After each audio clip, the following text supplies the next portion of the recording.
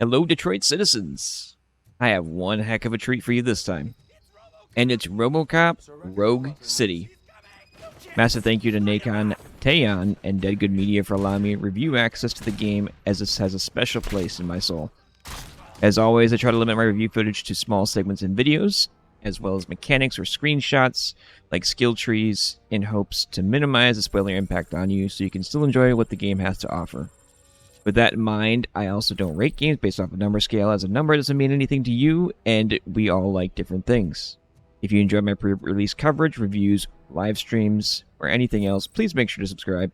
Recently, I've been live stream multicasting to multiple platforms at once, so also make sure to hit the notification button to keep track. It's a huge help, and given my circumstances, it really is important. Robocop Rogue City will be releasing on Steam and the Epic Games Store, as well as PlayStation and Xbox. Of course, it's important to note that on PC or Epic and Steam, it will be starting at $50 from what it looks like, going up to $60 as well as for the special edition.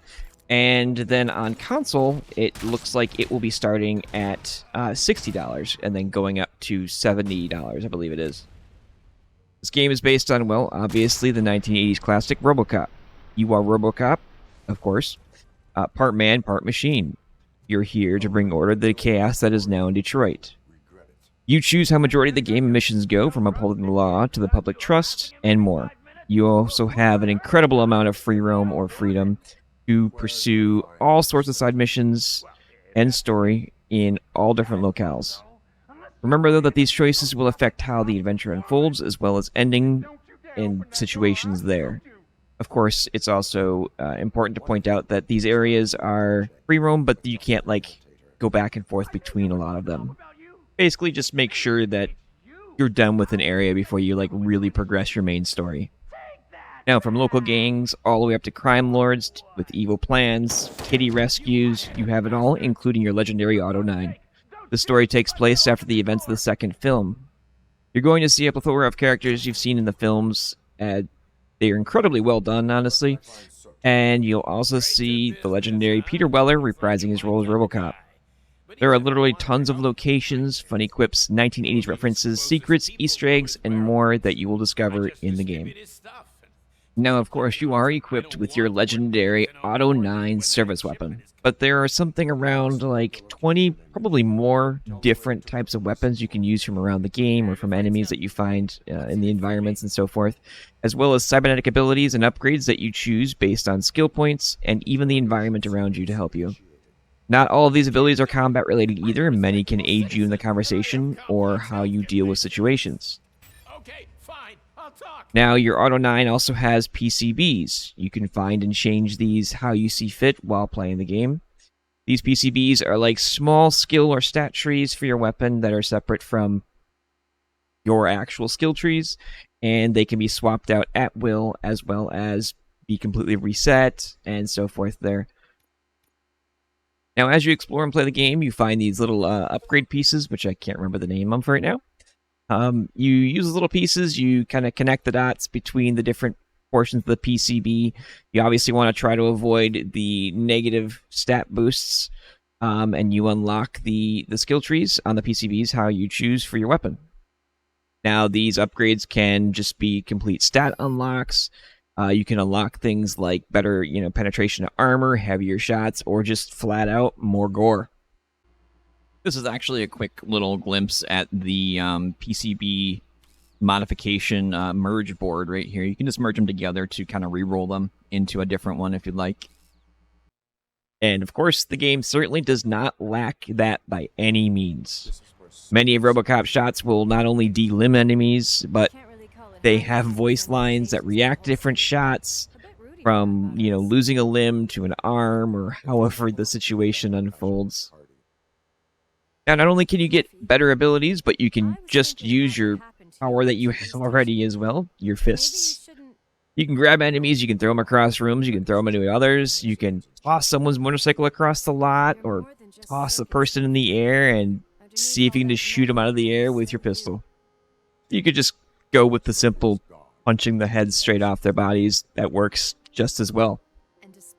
Of course, what would Robocop be without his movie-centric targeting system, which is also included and immensely useful to see enemies in many of the darker areas of the game.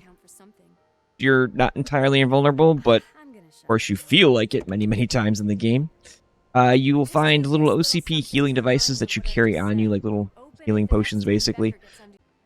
Now that I covered a majority of the game's details, I'm going to get into the aspects of the game that I experienced as well as my views on it. A note that this was prior to Day 1 patch that may or may not have happened at this point. Graphic driver changes or profile additions. I am on an AMD 7800X 3D with 32 GB of RAM and an RTX 3080 Founders Edition in 1440p and on driver 545.92.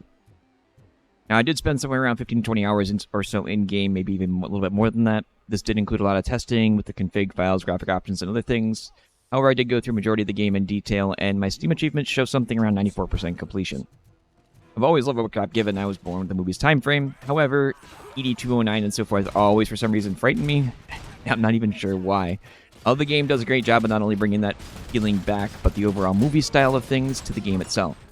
The voice acting seemed very well done. It was quite a few different voices, as well as many that you yourself would probably recognize. Majority of the time, it seemed like they had good feeling behind them and they were what they were saying, and the animations mostly matched up with words. There's occasions that it wouldn't, but nothing serious. I will say it did seem like Robocop was a bit more, quote-unquote, robotic than I remember, but it only adds on to the experience, really. Animations themselves seem really awesome, especially Robocop's. However, or how they react to different things happening or body parts that go flying, and some were really great. Environments are all really high quality and very detailed, on top of many neat things to see, read, or find.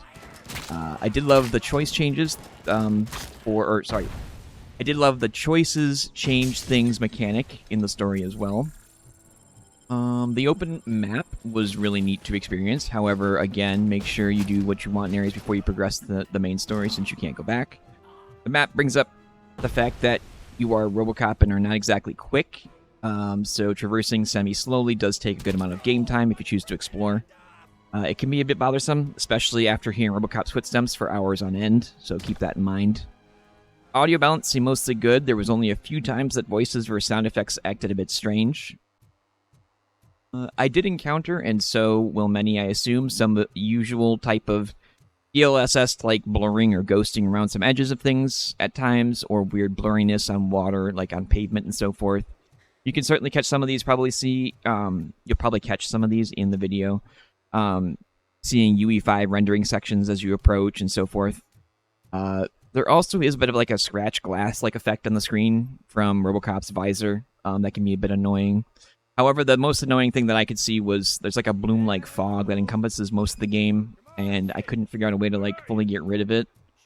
One of the areas for GPU utilization, my GPU utilization dropped to about 30%, which was really weird, and then the game started lagging really badly.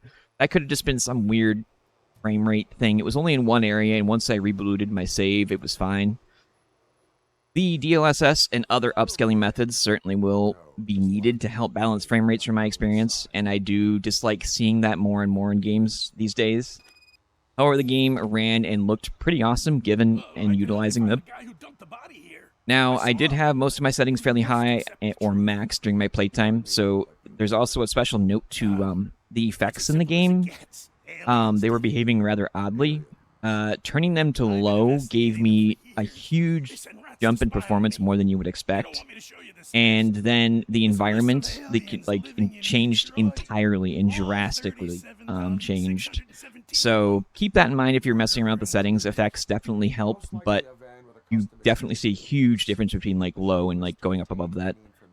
I did encounter a bug with the side mission in the courthouse that progress locked me due to the fact of when you entered you can't leave until you finish the mission. I tried reloading older saves to avoid it. I had to reload older saves to avoid it, actually, because no matter what I did, I could not get the item that I needed to progress to appear. That's the only, like, major bug that I got, other than, like, minor things like getting stuck on the environment or something that was just solved with, movements, basically. The config file can be, tweaked with if you want to look at other settings. There are a bunch of settings in there that are not fully listed, or that you can, change past, which you can in the game, of course.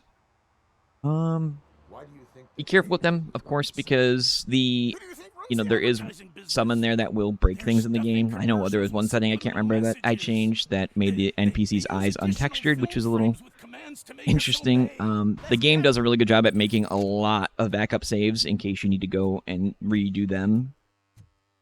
Overall, though, I enjoyed seeing the movie brought to the game world and the nostalgia of it, and I think it was done quite well in most areas. I could see people raising concern of playtime versus cost, given it's a $50 to $60 plus game.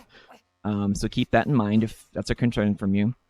Overall, though, I think it was really well done. I enjoyed majority of it. I mean, there's little things here and there, nothing too serious, but it was great to be in the shoes of Robocop for a change and see it brought back to the the mainstream of things. So hopefully you all enjoyed the video. Thank you very, very much for stopping by, as well as the teams behind the game and DeadGoodMedia for trusting me with a review copy. I apologize for the lateness on getting this review out. This was technically done on like the 30th, or done by the 31st.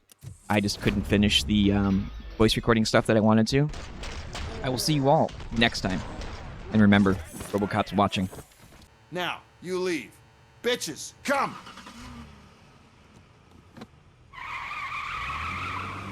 You could arrest me, officer. I even have my own handcuffs.